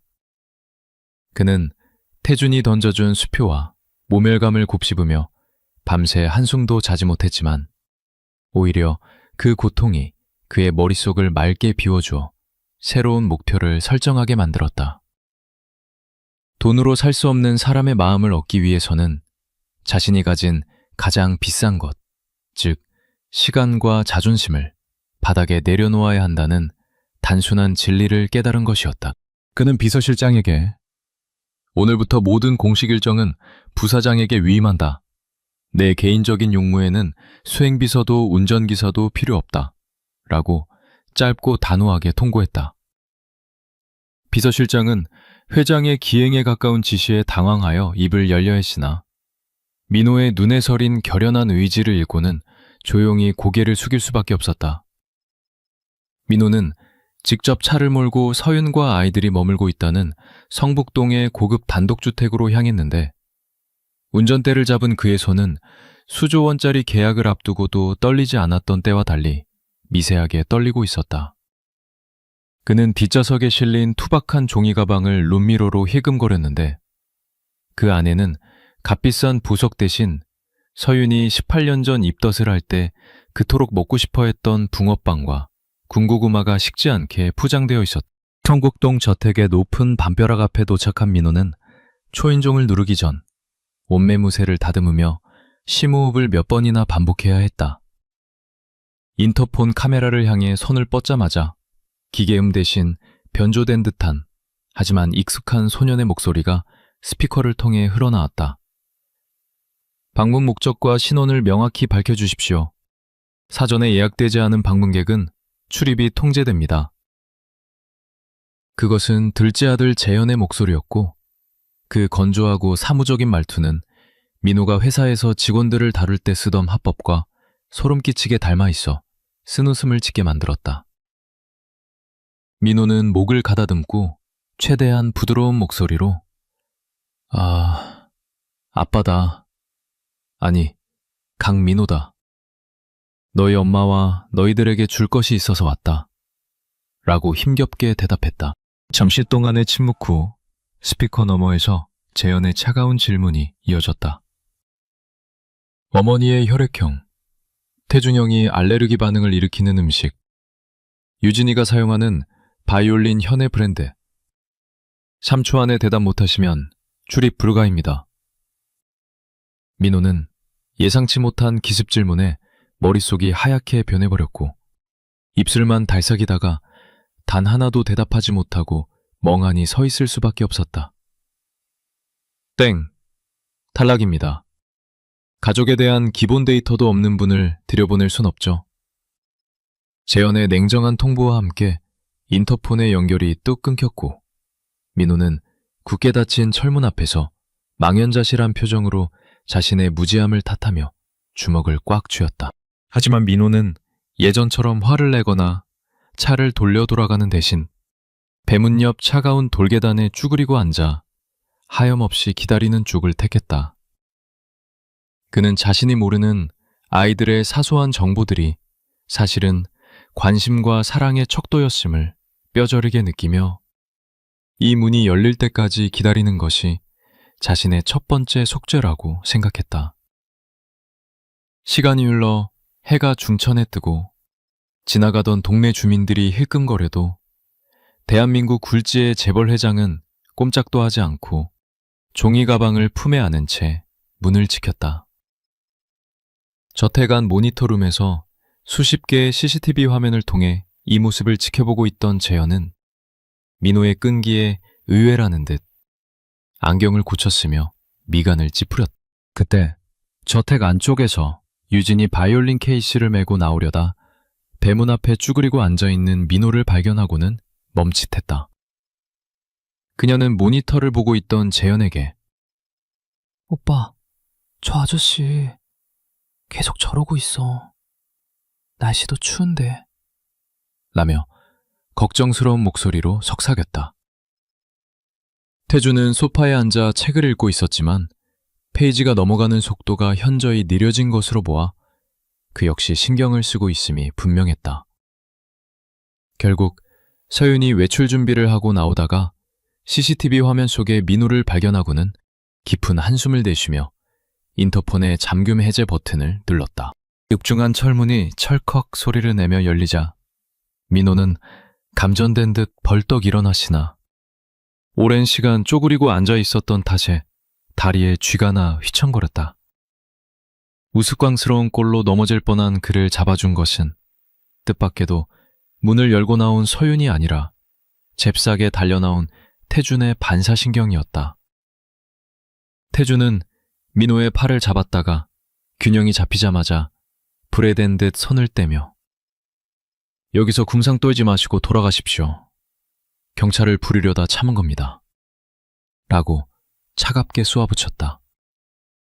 하지만 민호는 아들의 손길이 닿았던 팔뚝의 온기에 울컥하여 태준의 독설조차 달콤하게 느껴질 지경이었다. 민호는 태준의 시선을 피하지 않고 품에 안고 있던 종이 가방을 조심스럽게 내밀며 이거 네 엄마가 좋아하던 거다. 식었겠지만 그냥 생각나서 라고 더듬거렸다. 태준은 붕어빵 봉투를 보고 기가 막히다는 표정을 지었지만 뒤따라 나온 서윤은 그 냄새를 맡고 18년 전의 아련한 기억이 떠올라 잠시 눈동자가 흔들렸다. 민호는 서윤에게 다가가려다 멈칫하고는 들어가지 않겠다. 그냥 얼굴만 보러 온 거야. 그리고 도움이 필요하면 언제든 말해라. 라고 말하며 뒷걸음질 쳤다. 그는 자신이 집 안으로 들어가는 것이 그들의 평화를 깨는 침입이라는 것을 스스로 인정한 것이다. 그날 오후 민호는 회사로 돌아가지 않고 저택 근처에 차를 세워둔 채 자신의 태블릿 PC로 서윤의 사업 관련 동향을 살피기 시작했다. 아니나 다를까 한국 시장 진출을 견제하는 경쟁 건설사들이 서윤의 회사에 자재 공급을 중단하려 담합하고 있다는 첩보가 포착되었다. 그것은 민호의 어머니인 조 여사의 입김이 작용한 것이 분명해 보였고 민호는 즉시 전화기를 들어 자신의 비밀 라인을 가동했다. 그는 강성그룹의 이름을 걸고 경고한다.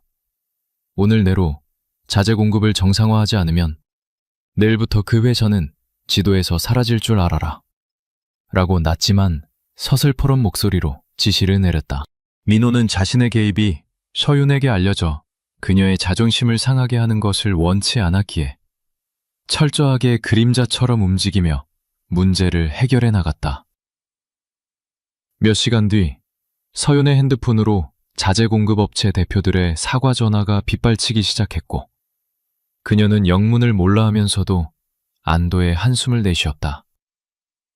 차 안에서 도청장치, 물론 재현이 심어놓은 것이 아닌 민호가 스스로 설치한 스피커폰을 통해 그 상황을 파악한 민호는 처음으로 흐뭇한 미소를 지었다. 돈으로 환심을 사는 것이 아니라 보이지 않는 곳에서 그들의 울타리가 되어주는 것. 그것이 민호가 배운 사랑의 첫 번째 방식이었다. 해질 무렵 유진이 정원 한 구석에 있는 낡은 그네를 고치려다 낑찡대는 모습이 민호의 눈에 들어왔다. 민호는 주저없이 차에서 내려 담장 너머로 내가 도와줄까? 라고 물었고 유진은 깜짝 놀라면서도 거절하지 못하고 우물쭈물했다. 민호는 양복 바지를 걷어붙이고 담을 넘어 들어와 대문이 열려 있었음에도 급한 마음에 공구함을 집어들었다. 평생 펜대만 굴려온 그가 녹슨 나사를 풀고 사슬을 연결하는 모습은 서툴기 짝이 없었지만 땀을 뻘뻘 흘리며 집중하는 그 모습은 꽤나 진지했다. 그네줄을 팽팽하게 당기던 순간 지지대가 흔들리며 무거운 쇠파이프가 유진 쪽으로 쓰러지려 했다. 민호는 본능적으로 몸을 날려 유진을 감싸 안고 대신 파이프에 어깨와 다리를 강하게 부딪혔다. 짧은 비명과 함께 민호가 바닥으로 뒹굴었고 유진은 너무 놀라 아저씨! 라고 소리치며 그의 곁으로 달려갔다.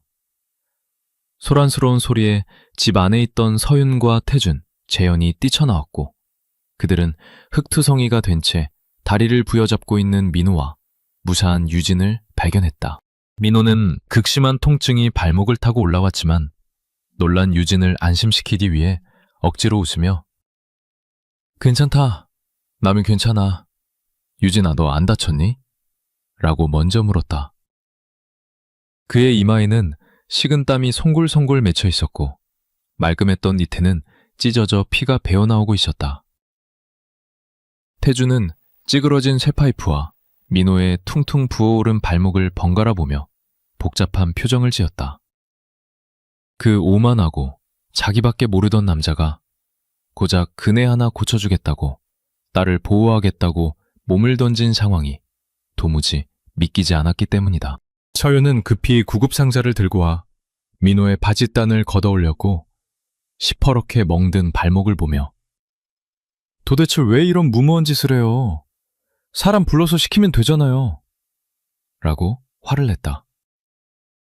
하지만 그 화냄 속에는 걱정과 안타까움이 섞여 있었고 민호는 그 잔소리마저 행복하게 느껴져 바보처럼 헤헤 웃었다. 사람 부르면 늦잖아. 유진이가 타고 싶어 하는데. 민호의 엉뚱한 대답에 재현은 어이없다는 듯 헛웃음을 터뜨렸고 유진은 눈물을 글썽이며 고사리 같은 손으로 민호에게 밴드를 건넸다. 들어오세요. 치료하고 가세요. 태준이 무겁게 입을 열었다. 그의 목소리는 여전히 딱딱했지만 이전의 적개심은 한꺼풀 벗겨져 있었다. 민호는 태준과 재현의 부축을 받아 절뚝거리며 18년 만에 처음으로 가족이 사는 집 안으로 발을 들여놓게 되었다. 거실은 화려하지 않았지만 따뜻한 온기로 가득 차 있었고 곳곳에 놓인 가족 사진들은 민호가 없는 시간 동안 그들이 얼마나 서로를 사랑하며 살아왔는지를 보여주고 있었다. 민호는 소파에 앉아 서연이 가져다준 얼음찜질팩을 발목에 대며 이 통증이야말로 자신이 이 가족의 일원으로 인정받기 위해 치러야 할 달콤한 대가라고 생각했다. 재현은 식탁에 앉아 노트북으로 무언가를 작업하는 척하며 민호를 힐끔거렸고 다음번엔 퀴즈 난이도를 좀 낮춰드릴까요? 라고 툭 던지듯 말했다. 그것은 재현 나름의 화해 요청이자 민호에게 다시 도전할 기회를 주겠다는 신호였다. 민호는 그 말 뜻을 알아채고 아니, 공부해서 다시 도전하마. 네가 낸 문제들 다 외워올게. 라고 진지하게 답했다. 유진은 민호의 옆에 조심스럽게 앉아. 바이올린 혀는 도미넌트 써요. 엄마 혈액형은 A형이고요. 라고 작은 목소리로 힌트를 주었다. 그날 밤 민호는 비록 다리를 절뚝거리며 집으로 돌아갔지만 그의 발걸음은 그 어느 때보다 가벼웠다. 그는 텅 빈 자신의 펜트하우스로 돌아와 침대에 누웠을 때 다리의 통증 때문에 잠을 설쳤지만 입가에 걸린 미소는 지워지지 않았다. 그는 이제 알 것 같았다. 아버지라는 자리는 권위로 군림하는 자리가 아니라 자식들이 안전하게 놀 수 있도록 기꺼이 다치고 망가지는 세상에서 가장 튼튼하고 바보 같은 지지대라는 것을 말이다. 그리고 그는 기꺼이 그 바보가 될 준비가 되어 있었다. 하지만 민호가 잠든 사이 대한민국 체계에는 또 다른 폭풍이 몰려오고 있었다. 민호의 어머니 조 여사가 며느리와 손주들의 존재를 그리고 민호가 그들에게 접근하고 있다는 사실을 보고받은 것이다. 그녀의 늙고 탐욕스러운 눈이 번뜩이며 내 허락 없이 핏줄을 드리겠다고? 어림없는 소리 라고 중얼거렸고 그녀는 즉시 그룹 법무팀을 소집하여 잔혹하고도 치밀한 계획을 세우기 시작했다. 민호가 쌓기 시작한 작은 신뢰의 탑을 송두리째 무너뜨릴 거대한 파도가 다가오고 있었다. 폭풍전야의 고요함은 그리 오래가지 않았다.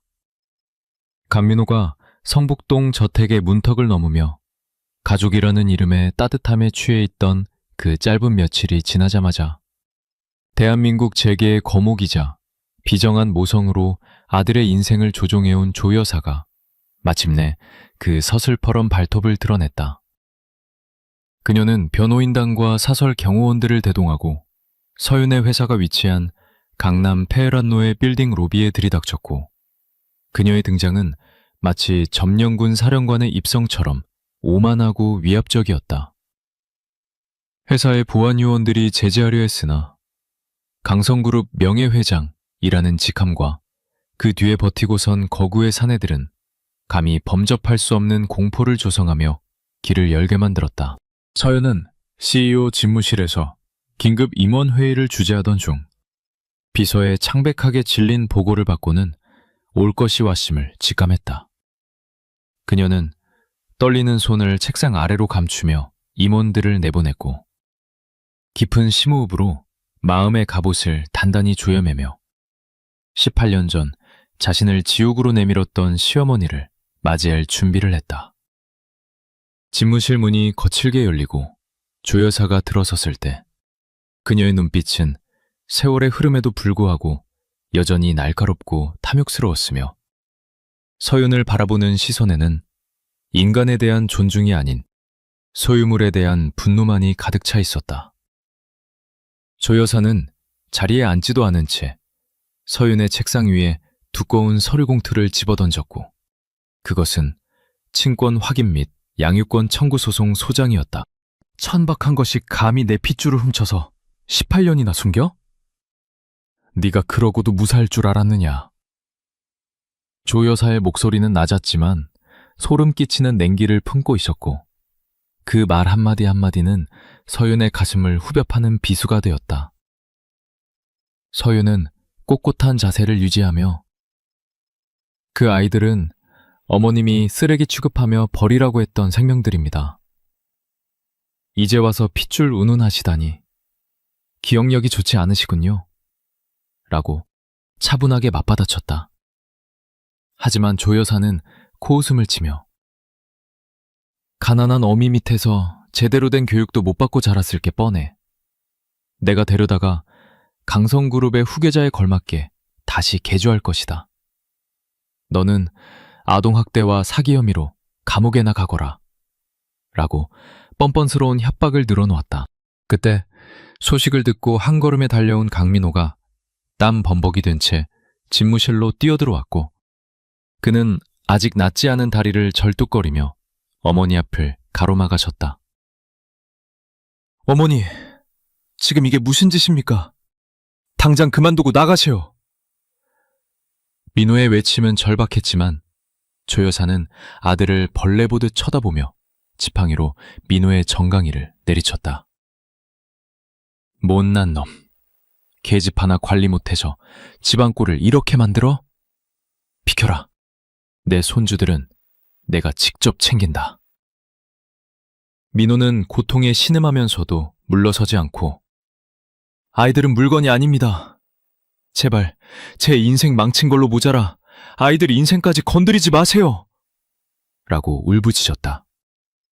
하지만 조 여사는 눈 하나 깜짝하지 않고 경호원들에게 민호를 끌어내라고 손짓했다. 버구의 경호원들이 민호를 제압하려 하고 서윤이 비명을 지르려는 찰나 집무실 한쪽 벽면에 서치된 거대한 스크린이 갑자기 켜지며 날카로운 기계음과 함께 조 여사의 시선을 강탈했다. 할머니, 보안의식이 너무 희박하시네요. 남의 회사에 들어오면서 핸드폰을 끄지도 않으시다니. 스피커를 통해 들려오는 목소리는 차분하고 지적인, 그러나 뼈있는 조서였다. 집무실 안쪽에 비밀문이 열리며 태준과 재현, 그리고 유진이 걸어 나왔는데 그들의 모습은 겁먹은 손주들이 아니라 심판을 집행하러 온 재판관들처럼 당당하고 위엄이 있었다. 재현은 안경을 치켜 올리며 태블릿 PC를 조작했고 대형 스크린에는 조 여사가 지난 10년 동안 해외 페이퍼 컴퍼니를 통해 조성한 비자금 내역과 정치권에 살포한 불법 로비 리스트가 적나라하게 펼쳐졌다. 감성그룹의 이중장부 그리고 차명 계좌 120개. 이 데이터가 지금 검찰청 특수부 서버로 전송되기 직전입니다. 엔터키 하나만 누르면 할머니는 양육권 소송이 아니라 횡령 및 배임 혐의로 포토라인에 서시게 될 겁니다. 재연의 설명은 건조했지만 그 내용은 핵폭탄급 파괴력을 지니고 있었고 조 여사의 얼굴은 순식간에 사색이 되어 파들파들 떨리기 시작했다. 이어 태준이 조 여사 앞으로 다가가 서류 한 장을 내밀었는데 그것은 강성그룹 지주회사의 지분 매입 증명서였다. 할머니가 비자금을 만드느라 주가 조작을 하시는 동안 저는 우호 지분을 조용히 사모았습니다. 현재 제가 보유한 지분과 여기 계신 어머니 회사의 자본력을 합치면 내일 당장 임시 주주총회를 열어 할머니를 명예회장직에서 해임할 수 있습니다. 태준의 눈빛은 18년 전 민호가 가지지 못했던 강인함과 냉철함으로 빛나고 있었고 그는 덧붙여 말했다. 우리는 아버지처럼 당하지 않습니다. 지킬 힘이 없는 선함은 무능일 뿐이라는 걸 어머니의 고생을 보며 배웠으니까요. 유진은 겁에 질린 표정이 아니라 슬프지만 단호한 눈빛으로 민호에게 다가가 그의 옷매무새를 정리해주며 조 여사를 향해 말했다. 할머니, 우리는 할머니의 돈도 강성그룹의 왕관도 필요 없어요. 우리가 원하는 건 딱 하나예요. 지금 당장 우리 엄마에게 사과하세요. 18년 전 그 추운 겨울날 임신한 며느리를 내쫓고 짐승만도 못한 취급을 했던 것에 대해 무릎 꿇고 굽히세요. 막내 손녀의 당돌한 요구에 조 여사는 기가 막혀 말문이 막혔지만 화면 속에서 깜빡거리는 전송대기 버튼과 태준의 서늘한 눈빛은 이것이 빈말이 아님을 증명하고 있었다. 조 여사는 평생을 굽히지 않고 살아온 자존심과 감옥행이라는 현실적 공포 사이에서 갈등하며 입술을 깨물었다. 그녀는 도움을 청하듯 변호사들을 돌아보았지만 이미 상황 파악을 끝낸 변호사들은 고개를 숙이며 외면했다. 천재적인 두뇌로 무장한 손자들의 완벽한 설계 앞에서 대한민국 최고의 로펌조차 속수무책이었던 것이다. 태준은 카운트다운을 하듯 시계를 보며 3초 드립니다. 3, 2 라고 숫자를 세기 시작했고 그 압박감은 실내의 산소를 다 태워버릴 듯 숨막혔다. 외국 조 여사는 덜덜 떨리는 무릎을 굽히며 서윤의 앞에 주저앉았고 그 모습은 거대한 제국의 몰락을 상징하는 듯 처참했다. 미안하다. 내가 잘못 생각했다. 모기 소리만한 사과였지만 그것은 서윤이 지난 18년간 가심 속에 묻어두었던 하늘을 씻어내기에 충분한 통쾌하고도 씁쓸한 승리의 순간이었다. 서윤은 눈시울이 붉어진 채 내려다보며 어머님의 사과는 받겠습니다. 하지만 용서는 하지 않을 겁니다. 앞으로 2번 다시 우리 가족 앞에 나타나지 마세요. 이건 부탁이 아니라 경고입니다. 라고 못 박았다. 민호는 무릎 꿇은 어머니와 당당하게 선 아내, 그리고 자신보다 훨씬 더 크고 강하게 자라난 아이들을 보며 형용할 수 없는 감정에 휩싸였다. 그는 절뚝거리는 다리로 다가가 어머니를 부축해 일으키는 대신 서윤과 아이들의 곁으로 가서 섰다. 그리고 처음으로 어머니를 향해 완벽한 이별을 고했다. 어머니, 이제 그만 내려놓으세요. 저도 이제 강성그룹 회장이 아닌 서윤이의 남편이자 이 아이들의 아버지로 살겠습니다. 제 지분은 모두 사회에 환원하겠습니다. 민호의 폭탄 선언에 조 여사는 충격으로 뒷목을 잡고 쓰러질 듯 비틀거렸고 경호원들의 부축을 받아 도망치듯 집무실을 빠져나갔다. 소동이 끝난 후 집무실에는 무거운 침묵 대신 안도감 섞인 한숨 소리가 채워졌다. 태주는 긴장이 풀린 듯 넥타이를 느슨하게 풀며 소파에 주저앉았고 재현은 안경을 벗고 눈을 비비며 심장 떨려 죽는 줄 알았네. 할머니 보스가 장난이 아니시라니까 라며 너스레를 떨었다. 그제야 그들이 냉철한 전략가이기 이전에 아직 10대 소년들이라는 사실이 드러났고 유진은 오빠들 진짜 멋있었어 라며 엄지를 치켜세웠다. 서윤은 아이들을 하나하나 끌어안으며 참았던 눈물을 터뜨렸고 아이들은 엄마, 이제 아무도 우리 못 건드려 라며 그녀를 위로했다. 민호는 그 행복한 덩어리에서 한 발짝 떨어져 씁쓸한 미소를 지으며 조용히 밖으로 나가려 했다. 자신이 저 가족의 승리에 숟가락을 얹을 자격이 없다고 생각했기 때문이다. 그때 태준의 무심한 목소리가 그의 등 뒤를 잡았다. 어디 가십니까? 다리도 불편하신데. 운전기사도 없잖아요. 민호가 멈칫하며 뒤를 돌아보자 태준은 짐짓 딴청을 피우며 말을 이었다. 오늘 저녁은 엄마가 김치찌개 끓인답니다. 양이 좀 많을 것 같은데 와서 처리 좀 하시죠. 그것은 태준이 건넬 수 있는 최선의 화해 요청이자 민호를 가족 식탁으로 초대하는 정식 초대장이었다. 민호의 눈에서 기어이 뜨거운 눈물이 뺨을 타고 흘러내렸다. 그는 그래, 고맙다. 정말 고맙다. 라고 목이 메어 대답했고 유진이 달려와 그의 팔을 잡아 끌었다.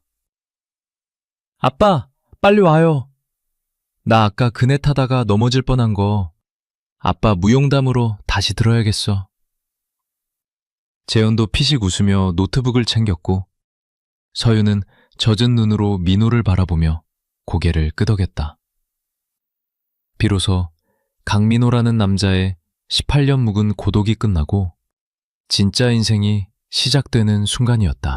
그날 저녁 성북동 저택의 식탁에는 5개의 수저가 놓였고 웃음소리가 담장을 넘어 밤하늘로 퍼져나갔다.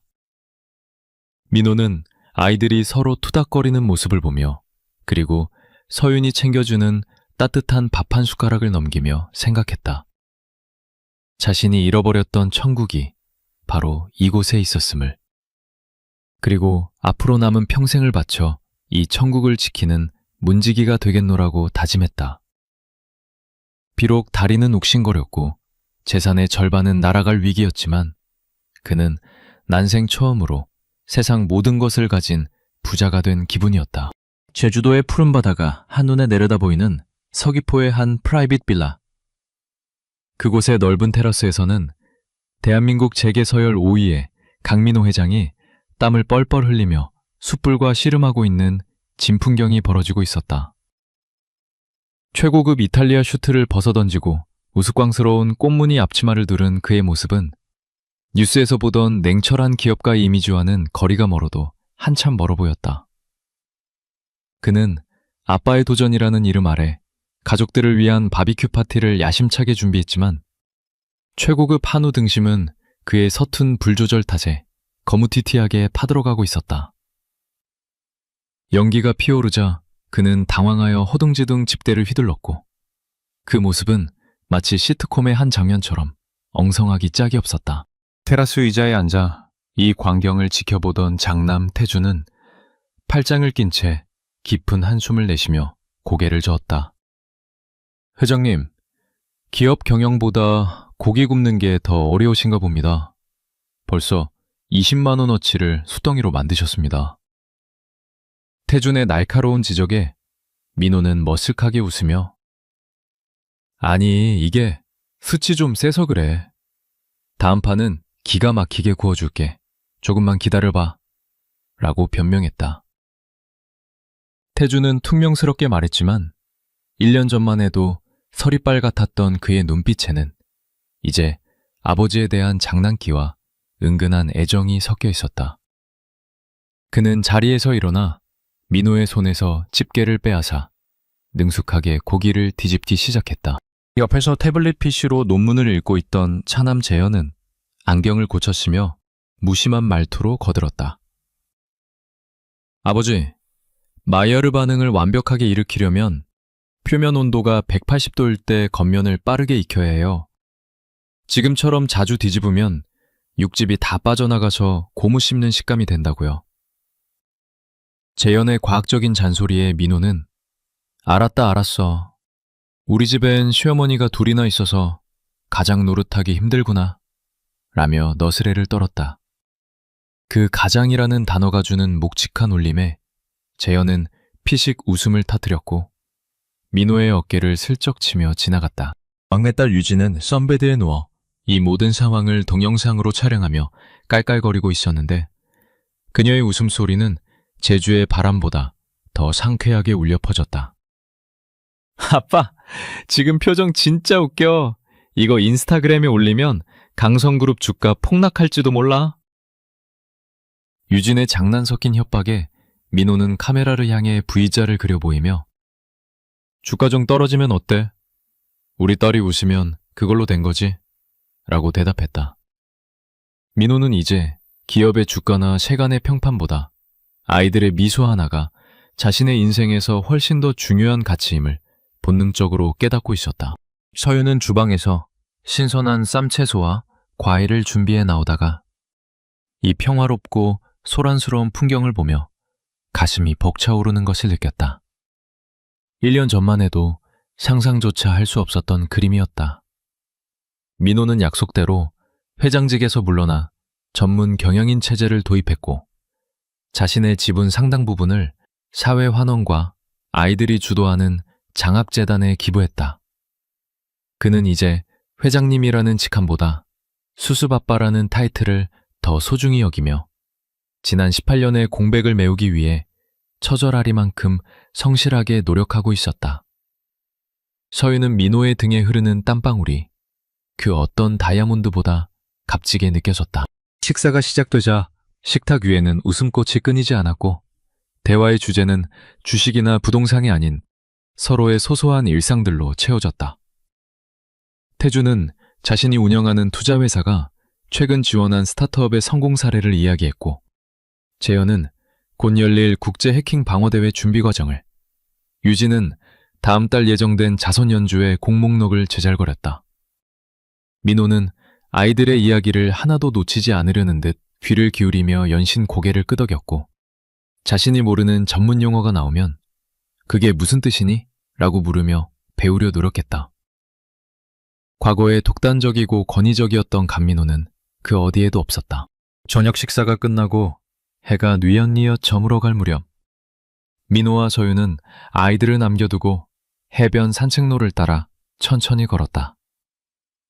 붉게 물든 노을이 바다 위로 부서지며 황금빛 길을 만들어내고 있었고 두 사람의 그림자는 길게 늘어져 하나로 겹쳐졌다. 민호는 서윤의 손을 조심스럽게 잡았는데 18년 전 이혼법정에서 놓았던 그 손을 다시 잡기까지 너무나 먼 길을 돌아왔음을 실감했다. 서윤의 손은 거칠어졌지만 따뜻했고 민호는 그 온기를 통해 자신이 살아있음을 느꼈다. 아직도 꿈만 같아. 이렇게 당신이랑 나란히 걷는 날이 올 줄은 정말 몰랐어. 민호가 나직하게 고백하자 서윤은 부드러운 미소를 지으며 그를 바라보았다. 나도 그랬어요. 당신을 평생 원망하며 살 줄 알았는데 사람은 변할 수 있다는 걸 당신이 증명해 줬으니까요. 서윤의 말은 민호에게 있어 그 어떤 상보다도 영광스러운 칭찬이었다. 민호는 걸음을 멈추고 서윤을 마주보며 주머니에서 작은 반지 케이스를 꺼냈다. 화려한 보석이 박힌 반지가 아닌 심플하고 투박한 은반지였다. 서윤아, 우리 다시 시작하자. 법적인 서류나 형식적인 결혼식 말고 진짜 부부로, 진짜 동반자로 내 옆에 있어줘. 내가 평생 갚을게. 민호의 프로포즈는 투박했지만 진심이 가득 담겨 있었다. 서윤은 잠시 놀란 표정을 지었으나 이내 눈시울이 붉어지며 고개를 끄덕였다. 반지 너무 촌스러운 거 알아요? 강민호 씨 안목이 많이 죽었네요. 그녀의 농담 섞인 수락에 민호는 안도감에 한숨을 내쉬며 그녀의 손가락에 반지를 끼워주었다. 그것은 두 사람의 18년 된 상처가 완전히 아물고 새살이 돋아났음을 알리는 징표였다. 그때 멀리서 아이들이 아빠, 엄마, 거기서 뭐해? 빨리 와서 불꽃놀이 하자자! 라고 소리치며 달려왔다. 태준, 재현, 유진은 양손 가득 폭죽을 들고 어린아이처럼 들떠 있었고 그 모습은 그들이 천재이기 이전에 사랑받고 싶어하는 평범한 소년 소녀임을 보여주었다. 민호와 서윤은 서로를 마주보며 웃음을 터뜨렸고 아이들을 향해 손을 흔들며 달려갔다. 40대 중반의 부모와 10대 후반의 자녀들이 해변을 달리는 모습은 마치 청춘 영화의 한 장면처럼 생동감이 넘쳤다. 민호는 폭죽에 불을 붙이는 태준의 등을 두드려주며 문득 서울에 홀로 남은 어머니 조 여사를 떠올렸다. 그녀는 명예회장직에서 물러난 뒤 성북동 본가에서 칩거하며 쓸쓸한 노년을 보내고 있다는 소식을 들었다. 민호는 가끔 과일 바구니를 보내기는 했지만 아직 그녀를 찾아가 용서할 준비는 되지 않았다. 그것은 어머니에 대한 미움 때문이 아니라 자신의 가족을 지키기 위한 최소한의 방어막이자 어머니 스스로 참회할 시간을 주기 위함이었다. 그는 언젠가 아이들이 원한다면 그때 다시 생각해보겠다고 마음먹으며 복잡한 상념을 털어냈다. 펑! 퍼벙! 밤하늘을 수놓는 화려한 불꽃들 아래서 5가족의 얼굴은 환하게 빛나고 있었다. 유진은 민호의 팔에 매달려 아빠, 너무 예쁘다 라고 감탄했고 재현은 핸드폰으로 그 순간을 기록하기 바빴다.